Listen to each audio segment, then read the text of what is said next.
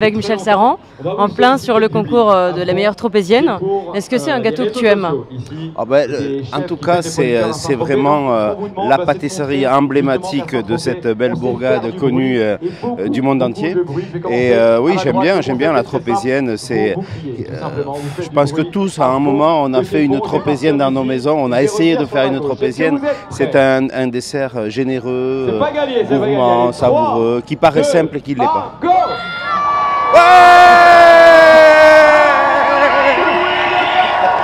Michel, t'as été trop bon.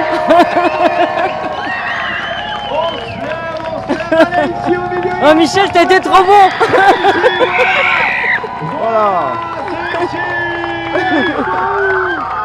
Ah, c'est pour les réseaux sociaux.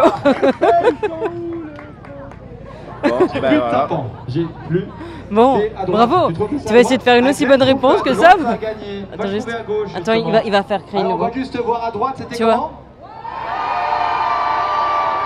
Et au milieu?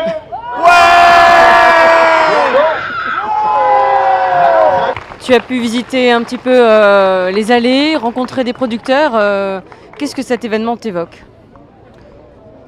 Il m'évoque des choses importantes par rapport à notre métier qui est souvent bousculé. On est dans des périodes compliquées, des périodes de crise. On peut se poser des questions, il y a énormément de contraintes, énormément aussi d'interdictions, de mouvements nouveaux qui tentent de nous mettre des bâtons dans les roues. Et là, on a juste des producteurs, des chefs, un public. Et tout ça, il y a une osmose, ça fonctionne bien, il y a de la bonne humeur, on déguste, on partage, on échange. Moi, de me retrouver avec des collègues, ça me fait plaisir parce qu'on ne se voit pas souvent. Et tout ça, ça fait du bien. Réellement, ça fait du bien. En plus, il fait beau. On goûte de bonnes choses. Je me suis promené, j'ai découvert des producteurs qui ont des choses vraiment... qui sortent des sentiers battus et qui sont ravis de me faire goûter. Et c'est bienveillant, c'est bon enfant, c'est qualitatif, voilà quoi, c'est pas mal. C'est une très très belle manifestation.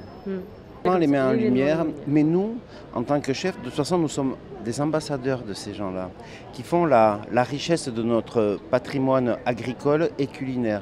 Nous sommes un des maillons de cette chaîne, et eux aussi, mais sans eux, on n'existe pas. Donc ça, il ne faut pas l'oublier, jamais. Il faut avoir beaucoup d'humilité de notre côté, mais...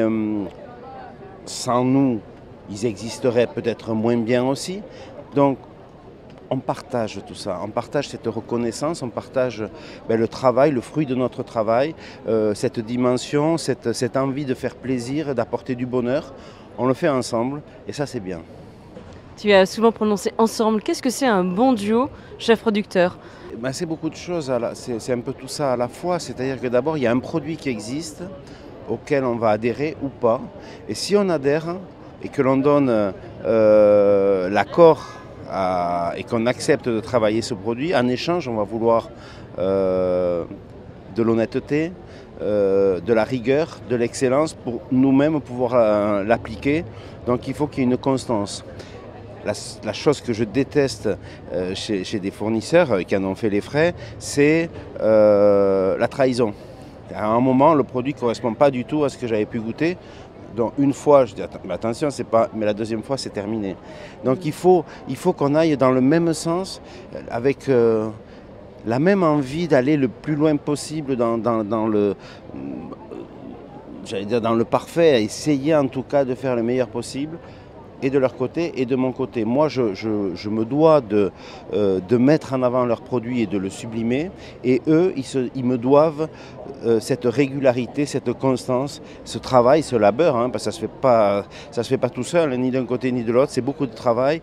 Mais ça j'attends ça d'eux et eux de moi aussi.